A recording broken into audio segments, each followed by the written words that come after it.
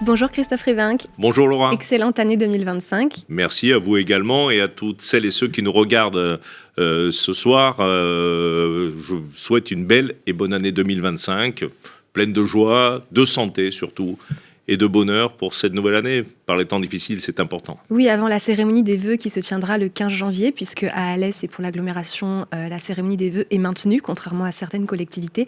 J'imagine que vous voulez adresser un petit mot aux gens qui nous regardent pour cette nouvelle année 2025.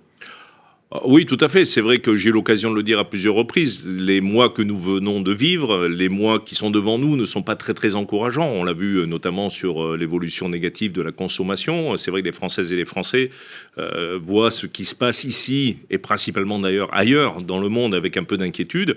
Et ça se ressent aussi, on va dire, sur l'état d'esprit de tout un chacun. C'est pour ça que j'ai souhaité conserver ce moment important de l'année, des vœux à la population et aux forces vives d'Alès Agglomération qui auront lieu le 15 janvier, comme c'est le cas depuis de très nombreuses années au Parc des Expositions, parce que ça me paraît important d'avoir ce moment de rencontre, ces moments d'échange. C'est pas le moment de rester seul chez soi, c'est le moment d'aller se rencontrer, voilà. Et puis je le rappelle, même si j'ai demandé d'ailleurs au service de faire des économies sur ces vœux, tout ça se fait dans une salle de l'agglomération, au Parc des Expositions, et puis ça nous permet aussi de faire vivre nos producteurs locaux, puisque vous savez que nous servons les vins et les bières produites sur le territoire, et ça me paraissait important aujourd'hui de maintenir ce moment de convivialité.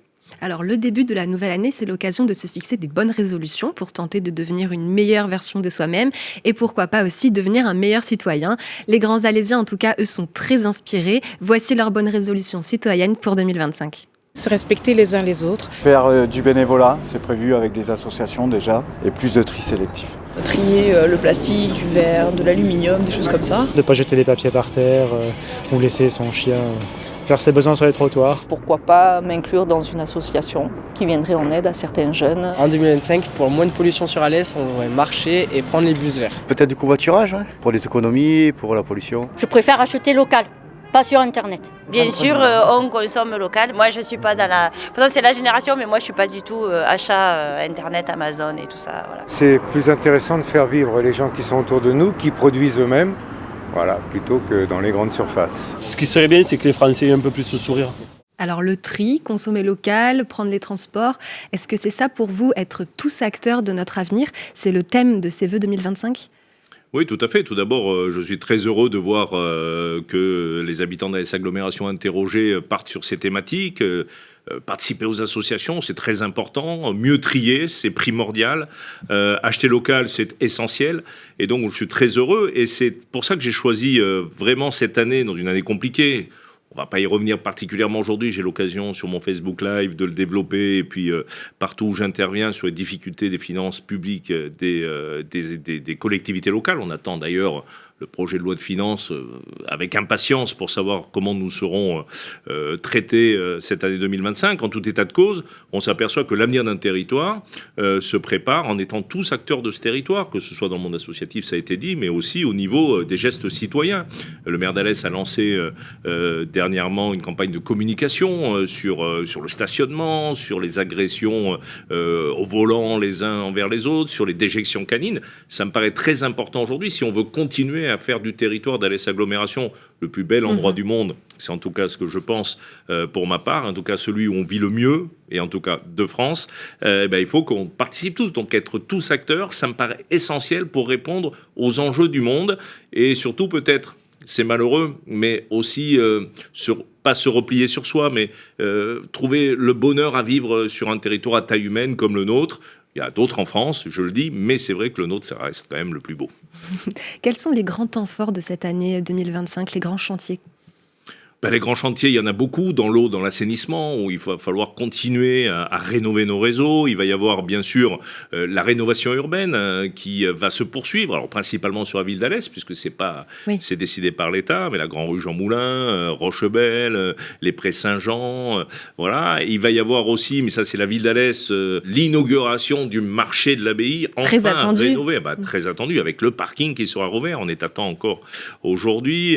Il va y avoir beaucoup de travaux aussi Sur les quartiers, on sait l'état des routes, on sait qu'avec le maire, avec Max Roustan, nous, dans les réunions de quartier, nouveau format que nous avons mis en place il y a maintenant 3 mois, qui vont se poursuivre chaque mois un quartier, on voit les attentes de la population, qui sont souvent des attentes de proximité, des problèmes de vitesse, et vous savez que c'est très compliqué, c'est un enjeu majeur, des problèmes d'éclairage, des problèmes de sécurité, là aussi, on va continuer, on va créer par exemple et mettre en place une brigade de nuit de la police municipale. Le maire l'a annoncé lors de l'inauguration il y a quelques mois du nouveau poste de police municipale, c'est quasiment 10% du budget de la ville, la sécurité, la santé, avec le lancement de la rénovation des urgences, la création de nouvelles maisons médicales de garde. On travaille sur des centres de soins non programmés. Voilà, il y a beaucoup de thématiques. Il va y avoir l'ouverture aussi de la nouvelle déchetterie. Ça s'appelle un centre de tri multiflux maintenant à Saint-Hilaire-de-Bretmas. Voilà, il y a beaucoup de projets. J'aurai l'occasion de le développer un petit peu à l'occasion des vœux, même si ce ne sera pas un catalogue à l'après-vert, ce sera, je pense, des vœux pour une fois un peu plus politique au sens noble du terme, c'est-à-dire politique territoriale que je prononcerai. Et donc voilà. Tout ça participe au bien vivre sur un territoire. Et justement, au 1er janvier, l'INSEE a publié ces nouveaux chiffres qui montrent une dynamique impressionnante sur le territoire et sur le bassin grand-alésien.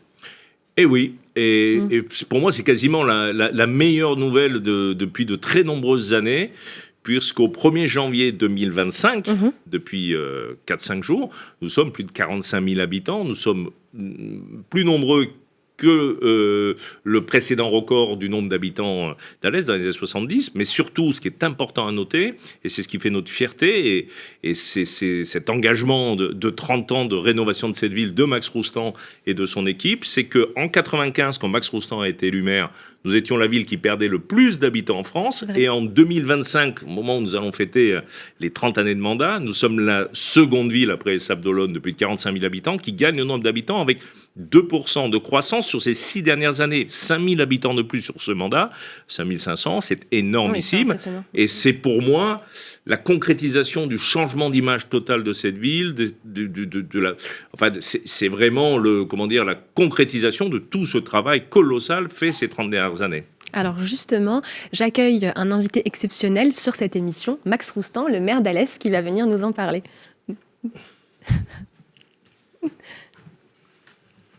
Bonjour. Bonjour. Vous allez fêter vos 30 ans de mandat cette année. Il y aura notamment une célébration prévue, une fête pour ces 30 ans de mandat, le 22 février, je crois. Qu'est-ce que vous retenez de ces 30 ans de mandat, monsieur Oh là là, on a combien de temps? Donc, d'abord, permettez-moi de souhaiter une bonne année quand même. Oui, très bonne année. Alésien. Dans ces temps d'aujourd'hui, comme disait Christophe tout à l'heure, je crois que c'est important. Ben, écoutez, qu'est-ce que je retiens? Mon Dieu. Je retiens qu'on est arrivé en 95 avec une ville qui était en désarroi, qui perdait 4000 habitants, avec beaucoup de fierté, évidemment, aujourd'hui, 5000 habitants de plus. C'est quand même, personnellement, une réussite énorme, mais que je dois aussi à cette participation avec les Alésiens. Je crois qu'en permanence, ce contact avec les Alésiens a été important pour faire évoluer la ville, dans le bon sens, que ce soit les médiathèques, que ce soit le théâtre, que ce soit, etc., le sport. Tous ces domaines-là ont été, grâce à eux aussi, des pousseurs de projets. On l'a vu dans le cadre des États généraux du cœur de ville, le premier qui a été fait en France d'ailleurs, où on a demandé à la population quel territoire, quelle ville vous voulez pour demain. Et ils ont répondu, je crois que plus de 800 heures de travail, etc., où ils ont participé, nous a permis de retenir une trentaine de positions à mettre en route. Et on est en train de faire les dernières, d'ailleurs, soit la rue Chamboulin, soit la rénovation urbaine. Il nous manquera d'ailleurs que la gare, monsieur le président de l'Aglo, mon premier adjoint, il nous manquera que la gare routière et la gare SNCF, avec les problèmes qu'on a avec la SNCF, qui nous a bien retardé d'ailleurs. Oui, au niveau économique aussi, je pense que le choix de 95, on aura l'occasion de développer tout ça. Oui, il y a beaucoup à dire. Sur la rénovation industrielle a permis quand même d'avoir des résultats assez exceptionnels, puisque si les chiffres démographiques étaient très bas en 95, les chiffres de chômage malheureusement étaient très hauts, avec 25%. Aujourd'hui, le chômage a été divisé par 2 en 30 ans aussi, et ça, c'est le fruit de ce travail.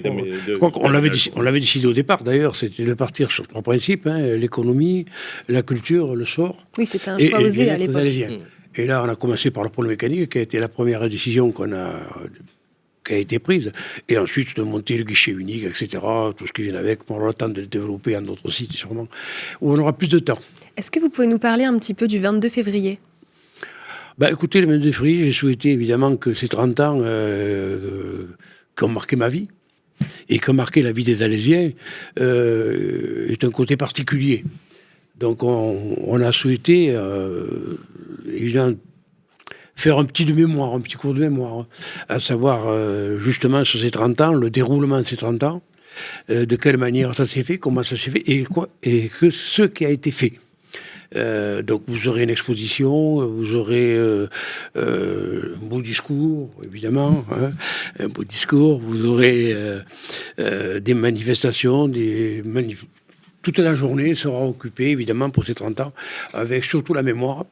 Et puis, beaucoup de choses, vous le verrez, c'est une surprise, il ne faut pas tout dire. Donc, tous les grands Alésiens sont invités à participer à cet événement le 22 février. Tous les Alésiens... et même les voisins d'à côté. Et même moi, puisque j'étais quand même président de l'agglo pendant 25 ans aussi. Président fondateur. Voilà, et fondateur.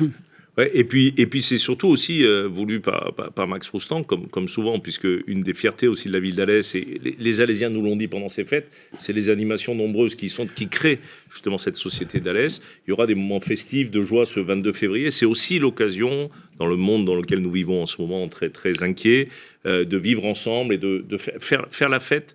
C'est aussi globalement se mettre... un bon moral. Ouais.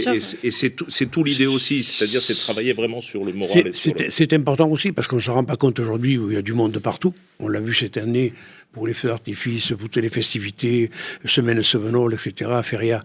Mais il faut penser qu'au départ, il y a 30 ans, on faisait des manifestations avec 10 personnes. Et il n'y avait pas une terrasse de café sur Alès, il n'y en avait qu'une. Il y avait 2 terrasses de café, le Cambrinus et l'Empire. Et le Cristal. Et l'Empire. Et le Cristal est venu après. C'est vrai. C'est venu après. Donc on avait une ville quand même qui était refermée sur elle-même. Les gens ne sortaient pas trop, pour des raisons qui sont les leurs.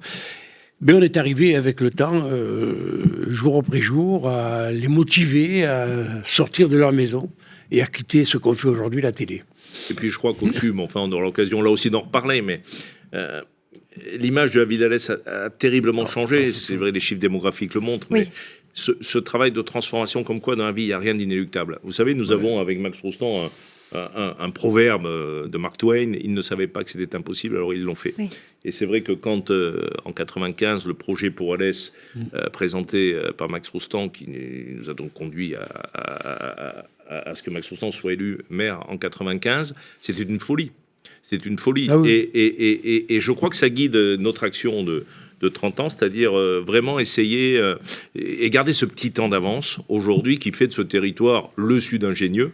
Et tout est coordonné, toute cette action politique, et ce sera l'occasion aussi de le montrer, était coordonné à un sens. On ne fait rien par hasard. Voilà, tout est coordonné par un sens. Et le maire l'a dit, et je voudrais insister, parce que ça, c'est une invention et une volonté de Max Roustan, entre autres choses, ça a été la consultation de la population. Nous avons été la première ville à consulter par téléphone la population pour savoir ce qu'il y avait. Et tout ça, c'est vraiment la démocratie participative. C'est aussi une des valeurs de ce territoire. D'autres l'ont fait depuis ou tenté de le faire depuis. Nous, c'était ce petit temps d'avance qui faisait qu'on a été les premiers parmi beaucoup de choses à faire. Ce sera l'occasion aussi d'expliquer comment beaucoup de choses sur et qui nous a permis cette année d'être notamment avec Alès Agglo Seine-des-Monts, une ville, un pôle culturel. Voilà. Donc il y a beaucoup de choses. On va se régaler le 22 février. Ça sera un moment déjà de concorde et de partage. Oui. Mais merci à tous les deux, en tout cas, d'avoir été présents aujourd'hui pour ce second numéro.